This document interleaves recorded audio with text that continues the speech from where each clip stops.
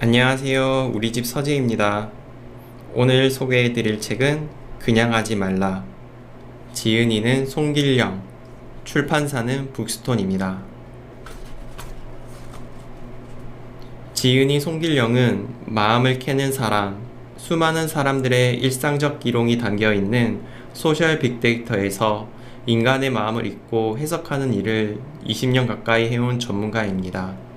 현재는 주식회사 바이브 컴퍼니의 부사장으로 바이브 컴퍼니는 소비자의 온라인 의견을 기업이 활용할 수 있는 정보로 전환하는 인공지능 기술력을 보유하고 있는 전문 기업입니다. 부제로는 당신의 모든 것이 메시지다입니다. 그러면 본문을 한번 소개해 드리도록 하겠습니다. 우리의 변화의 세 가지 상수를 살펴보았습니다. 첫째, 분화하는 사회. 우리는 혼자 살고 좀 더 작아진 집단으로 가고 있습니다. 둘째, 장수하는 인간. 우리는 과거보다 훨씬 오래 살고 젊게 삽니다. 셋째, 비대면의 확산. 이는 기술만이 아니라 사람들이 대면을 꺼리기 때문에 강화됩니다. 지난 20년 가까운 데이터를 통해 우리는 이 세 가지의 변화를 목도할 수 있었고, 검증할 수 있었고, 추적할 수 있었습니다. 일어날 일이 일어난 것이죠. 다만 코로나19로 변화의 속도가 급격히 빨라졌기 때문에 지금 막 닥친 변화처럼 착신현상이 일어난 것 뿐입니다. 말하자면 코로나로 인해 당겨진 미래라 할 수 있습니다. 10년이라는 기간이 길다면 길고 짧다면 짧지만 그 사이의 변화가 작지 않음을 이해하게 됩니다. 그러면 지금의 변화는 어떨까요? 여러분이 보시기에 지금 당연하다고 느끼는 것들 가운데 어떤 것들이 남고 어떤 것들이 없어질지 한번 고민해 볼 수 있지 않을까요? 향후 10년의 변화는 이것보다 더 빠를 거라 생각합니다. 이미 축적된 정보와 지금까지 깔린 네트워크와 인프라가 변화를 더 가속화할 테니까요. 점점 빨라지는 변화에 적응해야 하는 우리에게 앞서 말한 변화의 세 가지 상수는 중요한 기준점이 될 수 있을 겁니다. 만약 여러분이 이 세 가지 변화를 염두에 두고 계획하는 게 있다면 오늘의 그 시도가 여러분의 미래에 얼마나 큰 기여를 할지 기대해 보셔도 좋을 듯 합니다.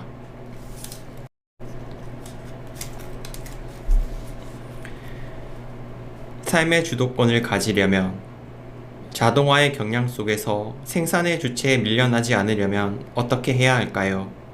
내가 다른 이들과 어떻게 다른지를 설명하는 작업이 필요하지 않을까요? 영화 아이로봇이 똑같이 생긴 기계들이 아니라 만화 스머프처럼 서로 다른 얼굴을 가지고 각자 다른 역할을 하는 캐릭터를 만드는 작업 말입니다. 전체의 일부인 사회 구성원이 아니라 자기 존재에 의미를 부여하는 것이죠. 아이덴티티는 항구적인 인간의 관심사입니다. 그런데 코로나19로 바깥 활동이 제약되고 혼자 있어서일까요? 최근 정체성에 대한 고민이 더 늘어나고 있습니다. 지금까지는 정체성 내지는 자존, 자신감을 관계에서 풀었습니다. 어느 회사의 김대리라는 식이죠. 그런데 이제는 관계로 풀 수 없으니 반대로 나 자신에게로 더 깊이 들어가게 됩니다. 외부적인 형태의 누구 아들딸, 김대리 같은 게 아니라 너 누구니에 대한 답을 얻고 싶어 하는 것입니다. 나라는 존재에 의미를 두는 거죠. 그런데 이게 정말 어렵습니다. 자존감에 관한 책을 읽어봐도 명상을 해봐도 쉽지 않아요. 타인의 기대와 기준을 목표로 받아야 살아오다가 갑자기 내 삶의 주도권을 가져와야 하기가요. 여러분은 자기 삶의 주도권을 가지고 있습니까?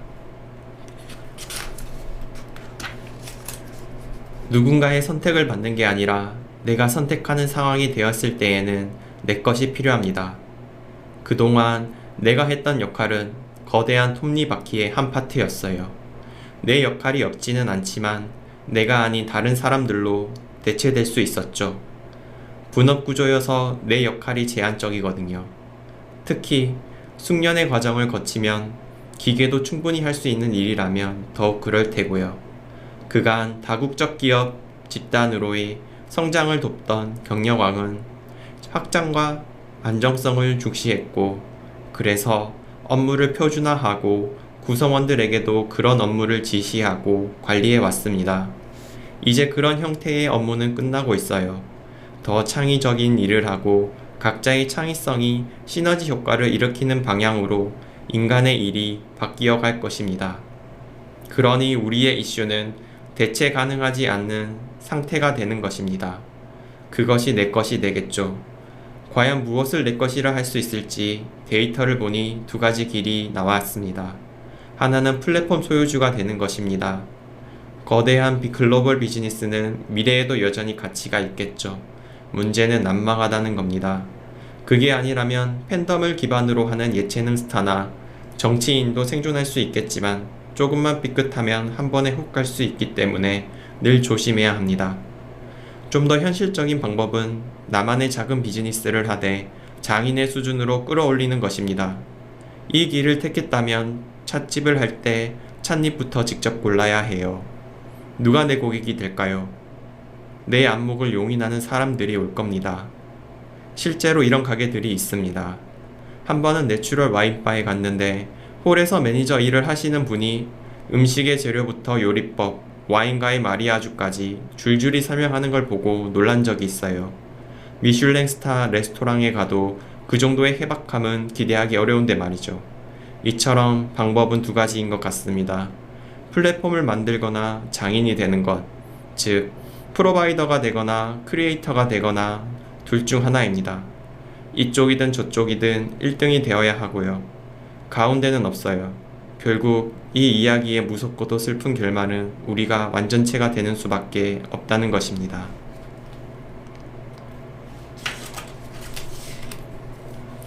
당신의 모든 것이 메시지다. 가능성이 아니라 능력을 팔려면 그에 합당한 증거가 있어야 합니다.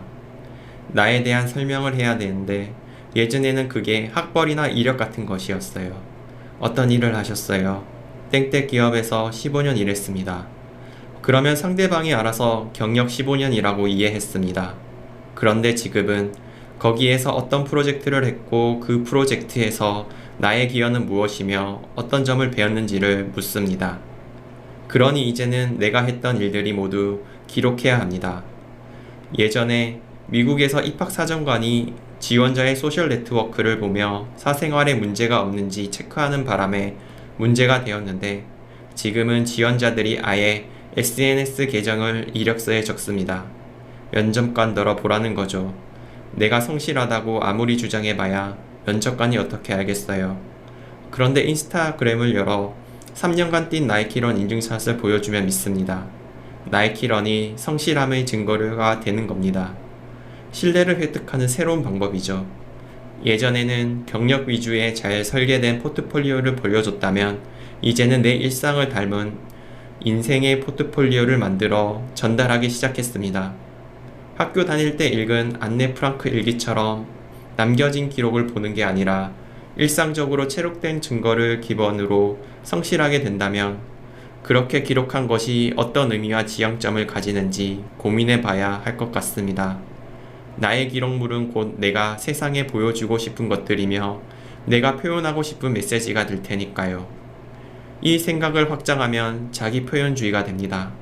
내 삶을 어떻게 표출해서 나를 증거할지 결정하는 것이죠. 여러분이 하는 모든 행동에 이유가 있어야 하고 그것을 설명할 수 있어야 한다는 겁니다. 일상의 모든 행위는 의미가 있고 욕망이 있습니다.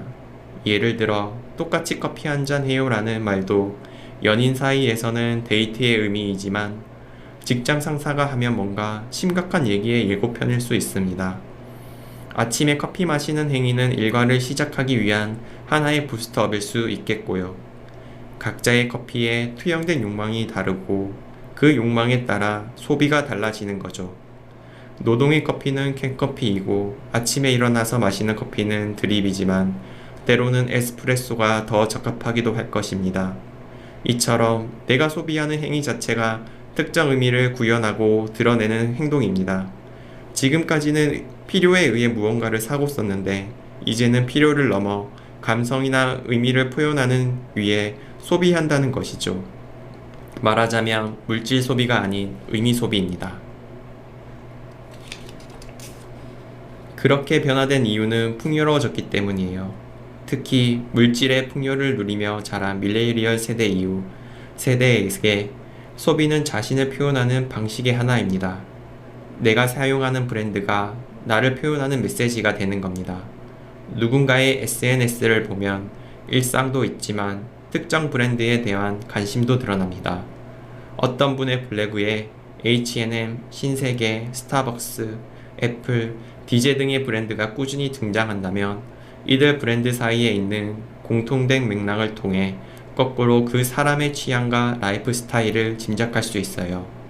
저희가 데이터 분석을 통해 수행하는 작업 중 하나이기도 합니다.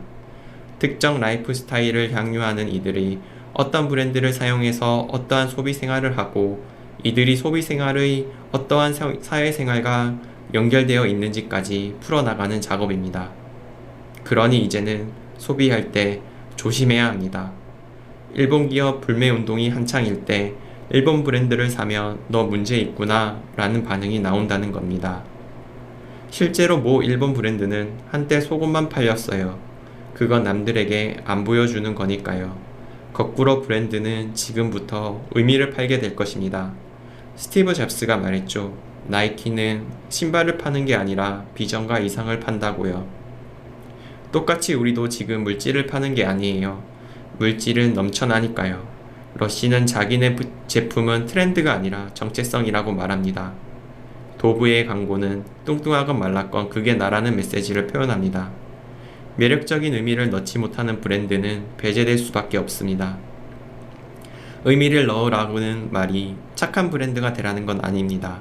뭔가 뜻깊은 일에 동참하라는 메시지는 숭고하긴 하지만 지속되기가 어렵습니다. 마치 고해성사하듯 한번 구매한 것으로 의무를 다하기에 반복 구매가 일어나지 않아요. 훌륭한 캠페인들이 처음에는 붐을 잃었다가 금방 사들어지는 이유입니다. 착한 브랜드가 아니라 자랑스러운 브랜드를 만들어야 합니다. 친환경 텀블러를 굿즈로 주는 게 아니라 우리 제품 자체가 의미를 지녀야 해요. 그런 게 있냐고요? 잡스가 만든 애플이요. 사람들은 애플이 착한 일을 해서가 아니라 애플이 자랑스럽기 때문에 구매합니다. 물론 자랑스러우려면 나쁜 일은 하지 말아야죠. 그만큼 사회적 균형 감각이 가지고 있는 어떤 의미를 부여할지 고민해야 합니다. 콘텐츠 또한 메시지가 됩니다. 기성세대에게 취미를 물으면 가장 흔한 게 독서, 영화 감상이었습니다. 어떤 영화를 좋아하냐고 물으면 주로 작가주의 영화를 말했어요. 그러나 지금은 왓챠 리스트를 달라고 하면 다 나옵니다. 거짓말을 못하죠. 나중에는 왓챠 메이팅도 가능할 것 같아요. 좋아하는 장르가 똑같으니 당신과 당신은 딱 맞네. 이럴 수 있다는 거죠. 내가 봤던 모든 것이 흔적이 남고 그 콘텐츠를 기반으로 추천 리스트가 뜨기 때문에 오히려 메이팅 확률은 결혼정보 회사보다 왓챠나 넷플릭스가 더 높을 수 있습니다. 마찬가지로 네트워크 또한 메시지입니다. 제가 만약 바버라 크루커를 팔로우했다면 그건 제가 미국의 컨셉추얼 아트에 대한 개념을 가지고 있다는 얘기이고 트럼프를 팔로우했다면 그의 정치적 행보에 관심이 있다는 뜻이겠죠.